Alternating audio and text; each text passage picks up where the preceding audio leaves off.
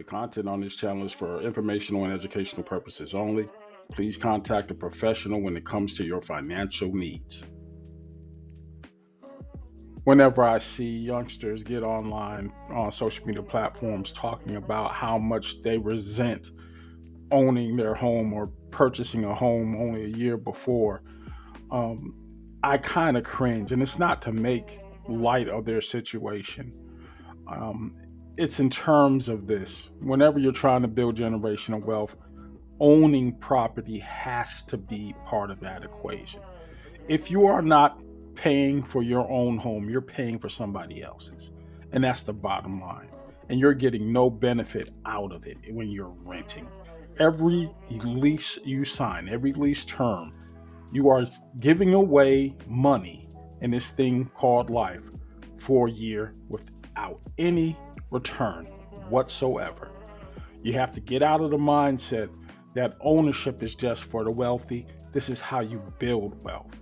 You're not just paying for your own existence when you lease, you're paying for somebody else's. And that's the bottom line. You have to get that out of your mindset. We're going to talk about some of the things you are missing out of right here, right now on the Ujamaa network when it comes to giving away your money to an apartment complex versus putting it back towards building your own generational wealth.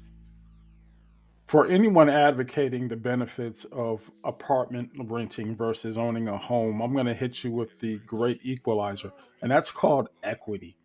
Homeowner equity is the number one generator of wealth, hands down, no questions asked. What you're doing is you're building up a credit portfolio and credit amounts. The more equity you have, the more equity you can borrow against.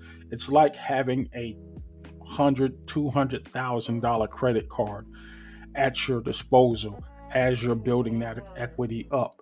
Now, initially, it's not going to be that, but you're not in this game for sprinting purposes, this game called life. You're in this thing to win and to finish on top. You have to get that mindset out the way. Now, are there situations where you have to rent? Of course. When I first got out of my parents' house, my mom's house, I should say, um, there was just nothing. My mom had passed away, and I had no thousands of dollars in my pocket. I had no place to go. I got an apartment with the job that I had. And that's what they are. But you have to put yourself in a position to be an owner someday. A lot of times, these apartments, back when I first got out, and we're talking now 20 years ago, the opportunities were a lot easier to get into. I moved to Metro Atlanta during that time, and the rents back then for a one or two bed, well, actually, the one bedroom apartment I was staying in was under $500 a month. And this is back in 97. So you think about what it is now, and they're wanting proof of income totaling 6 months, 4 months of rent. And the rent for some of these places for a one bedroom apartment are anywhere in the neighborhood of $1,500 to $2,000 or $2,300 a month, not including utilities. It is quickly becoming unattainable for people coming out of high school or coming out of college without a substantial job already in hand. That is the number one deterrent to owning a home. Now, if you can go ahead and get a roommate and go ahead and start saving your money, then that's what you have to do. But the goal is always got to be getting your home. I'm going to show you a spreadsheet that I created just based off of the last 5 years of what's happened to my property values and what's corresponding to my property taxes every time the fiscal year ends. This is going to be an eye opener for any homeowner, but I want you to pay attention to what's happening here. Yeah, the upfront costs are very daunting, and the ongoing costs are daunting. But you have to keep your eye on the prize, and that is building your net worth. And that's all it is to it. For my spreadsheet, I kept it simple. All you're going to do is subtract one value from the current year's assessment from last year's assessment. And that difference is going to give you a percentage of how much your property is appraised. Now, this same formula works with your tax bill. So if you paid $1,000 in taxes last year and this year you're paying $2,000, well, you'll be able to calculate what that percentage increase and what your property tax bill is. It's very simple. So, with that said, the numbers when it comes to owning a home vary from year to year. And this is why your mortgage fluctuates the way it does. Even if you have a fixed interest rate mortgage and your principal and interest is not changing, the taxes and the insurance, they change. One year, I paid less than $300 for the year in taxes. And that was during the 2013 crisis that's happening, that may be happening in the near future here. We don't know. But compared to today, where my tax bill is $3,000, yeah, they could be a little bit disconcerting. But think about this: as a renter, how much did you pay in rent alone last month? And you're doing that 12 months out the year. My taxes are one time, and that's covered by an escrow account that's coming out of my mortgage payment, which is well below your rent. So understand there is a method to this madness. And if you are really so into having creature features, like, a maintenance man on duty, or a swimming pool, or a gym, workout, whatever, convenience, understand those extras come at a premium, and those premiums are coming out of your own retirement and your own wealth generation. You are giving away that money every month with getting no return on it. What you're doing with a home is something I like to recall or call the great equalizer. It's called home equity. And home equity is the difference between what you own on a property and what that property is actually worth. It's more than what you purchased the property for, because the property, when you purchased it, may have been worth a lot less than it is today. Now, from those individuals who are on TikTok right now complaining about, they're losing money, that's because they purchased that home at a very high price, at a very high time. Property values were not going to stay that high.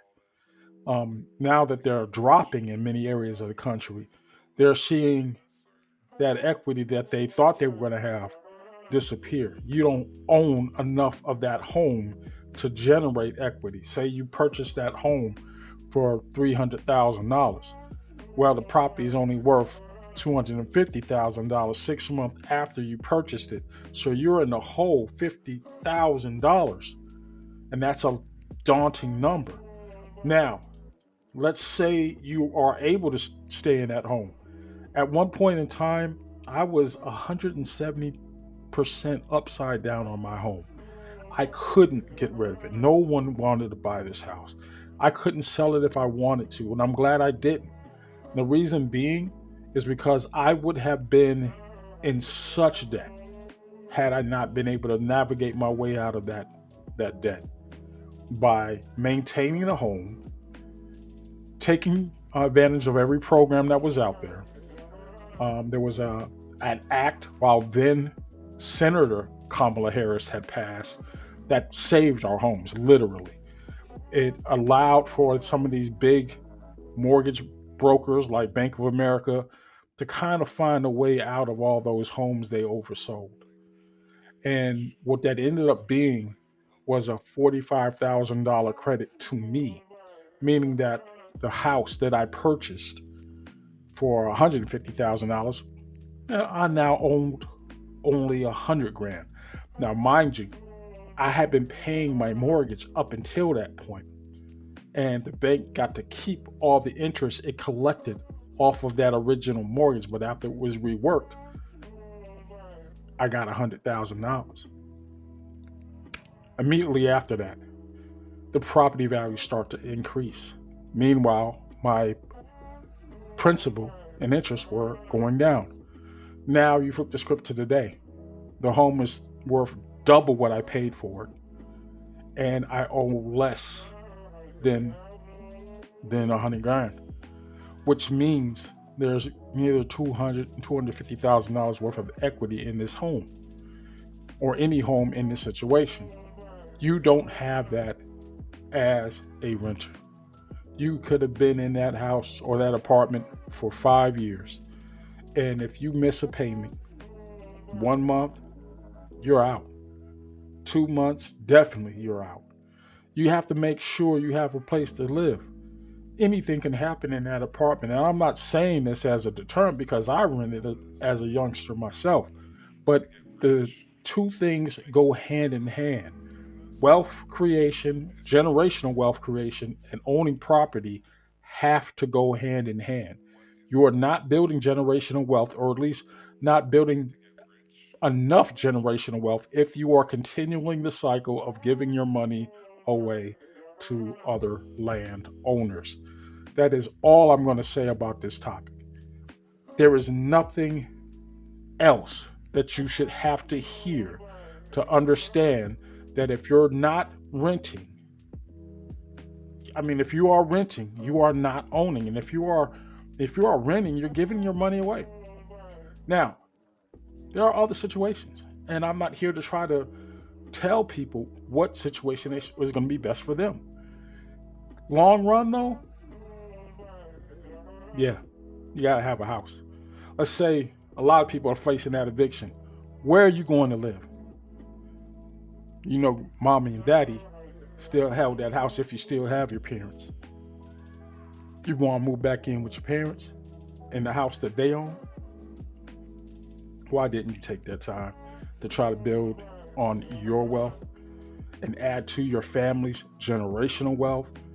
That's what we're getting at. That's what we mean by generational wealth. Building something that's going to last beyond you and your years so that your next generation don't have to struggle like you did. That's all this is about. Any other argument to the contrary, you're really just being selfish. You're really being selfish. And I'm not talking about those people who are sitting around, not able to afford anything, a house or an apartment. I'm talking about those people who are in a position to do something for themselves and for their future and are choosing not to just so they can afford that flashy car or those trips to Miami or whatever you're going to go with your money, Dubai, that BBL, you know, those that grill, all that foolishness. Listen, understand, buying a section, brothers, at a club that you don't own, that's just pissing money away. And you don't want to be that individual. Understand that there is value in sitting yourself down and making sure your people are good. You don't want to just look good, you want to be good.